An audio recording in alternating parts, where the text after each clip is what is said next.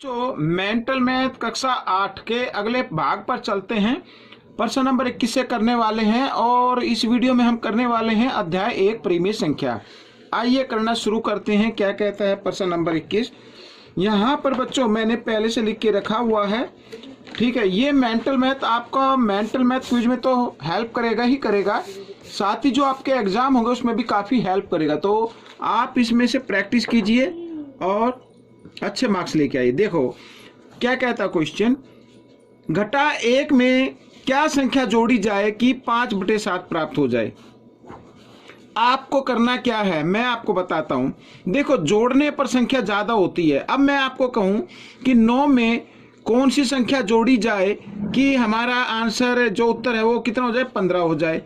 अब आप कहेंगे सर 9 में अगर 6 जोड़ दे तो 15 हो जाएगा, ठीक है, लेकिन तो 6 वो आएगा कैसे? यदि हम इस उत्तर में से पहली जो संख्या है उसको घटा दे तो 6 आ जाएगा। आपको भी यही करना है कि देखो क्या लिखा है, घटा 1 में क्या संख्या जोड़ी जाए कि 5/7 प्राप्त हो, यानी कि ये उत्तर हो गया, ठीक है। तो वो संख्या हमें निकालनी है, तो या तो आप मान सकते हैं माना वह संख्या क्या है, x। देखो एक बेसिक तरीके से बताता हूं मैं, माना वह संख्या x, ठीक है।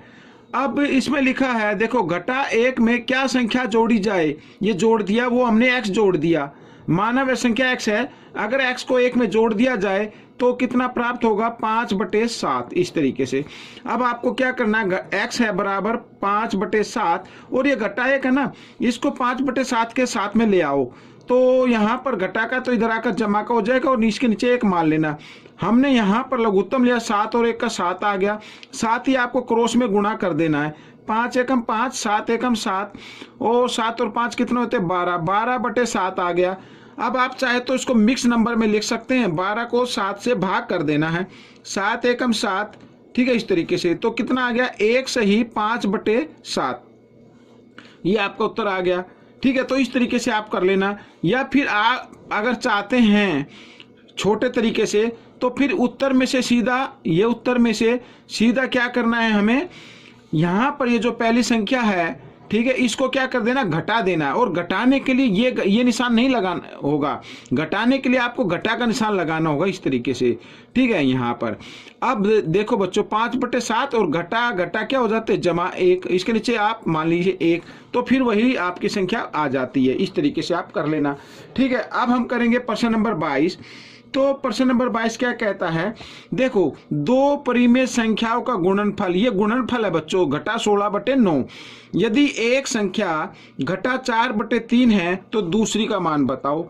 आप फिर इसको यहाँ पे करके देखो, मानो हम किन्हीं दो संख्याओं को गुणा करते हैं तो गुणनफल 20 आता है और हमें पता लग जाए कि एक संख्या 5 है तो दूसरी कितनी होगी, तो दूसरी 4 होगी। क्या करना है, गुणनफल को पहली संख्या से भाग कर देना है, ठीक है, इस तरीके से। तो 4 आपका उत्तर आ जाएगा। तो इसमें भी वही करना है, ये गुणनफल है, दूसरी का मान बताना है। तो यहाँ पर लिख सकते हो दूसरी संख्या, ठीक है, ये मैंने लिख लिया। तो दूसरी संख्या यानी गुणनफल को आपको क्या करना पड़ेगा, भाग करना पड़ेगा, किससे, पहली संख्या से। ये ऐसे मैंने भाग कर दिया। अब देखो घटा 16/9 और भाग का निशान बदल देना गुणा में और अगली संख्या का कर देना है व्युत्क्रम, यानी ये घटा का निशान तो ऊपर ही रखना है, घटा 3/4, इस तरीके से, ठीक है। अब देखो 4 एकम 4, 4 चौक 16, घटा से घटा का निशान काट देना है, 3 एकम 3, 3 तिया 9, तो कितना आ गया, 4/3 आ गया, ठीक है। ये आपका उत्तर बन गया। आप चाहे तो इसे मिक्स नंबर में भी लिख सकते हैं। अब यहाँ पर प्रश्न नंबर 23 कर लेते हैं। देखो प्रश्न नंबर 23 क्या कहता है, घटा 8/39 को किस संख्या से गुणा करे कि 1/78 प्राप्त हो, यानी कि ये गुणनफल है, ठीक है। तो आपको दूसरी संख्या निकालनी होगी, यानी जिस संख्या से गुणा करना है, तो दूसरी संख्या मान लो से, तो वो निकालनी है। तो आपको क्या करना पड़ेगा, गुणनफल को भाग कर देना है पहली संख्या से, इस तरीके से, ठीक है। तो देखो घटा 1/78, भाग का निशान बदल देना गुणा में यहाँ पर, और घटा का निशान ऊपर ही रखना है और अगली संख्या का उल्टा कर देना है, यानी व्युत्क्रम कर देना इस तरीके से। तो 39 एकम 39, 39 दूनी 78। तो ऊपर तो घटा का निशान है ना, घटा को एक से गुना करेंगे तो एक ही आएगा। 8 दूनी 16। तो बच्चों ये आपका उत्तर बन गया। ठीक है। अब प्रश्न नंबर 24 क्या कहता है, देखो 2/3 और 3/4 के बीच 3 परिमेय संख्या बताओ। ठीक है, कितनी संख्या बतानी है? 3 परिमेय संख्या बतानी है। तो आपको क्या कर लेना है, 2/3 और 3/4। ठीक है, सबसे पहले आपको यहाँ पे जो हर दिए हुए हैं इनका ले लेना है आपको लघुत्तम। ठीक है, तो लघुत्तम लेने के लिए जब दोनों संख्या ये लगातार संख्या है 3 4 ऐसे तो उनको ही गुणा कर दे, वो ही लघुत्तम हो जाएगा। तो अब बच्चों देखो 3 का हमें क्या बनाना है, 12। तो किससे गुणा करेंगे, 12 से, 4 से करेंगे गुणा। ठीक है, चलो 4 से ही अंश को कर लेना है, यहाँ पर कोमा लगा दो। और 4 का भी हमें क्या बनाना है, 12 बनाना है। तो इसको 3 से गुणा करेंगे, साथ ही जो अंश है उसको भी 3 से गुणा कर दो। ठीक है, हमारा जो संख्या आएगी वो क्या आएगी, 4 दूनी 8 और 4 तिया 12। ठीक है, यहाँ पर आगे 3 तिया 9/12 इस तरीके से। अब इनके बीच में 3 परिमेय संख्या ज्ञात करनी है। तो 3 परिमेय संख्या ज्ञात करने के लिए आपको क्या करना पड़ेगा, आपको ना 4 से गुणा कर देना है, इसको भाग नहीं गुणा। ठीक है ना, इस तरीके से दोनों संख्या को 4 से गुणा कर देना है, अंश को भी और हर को भी।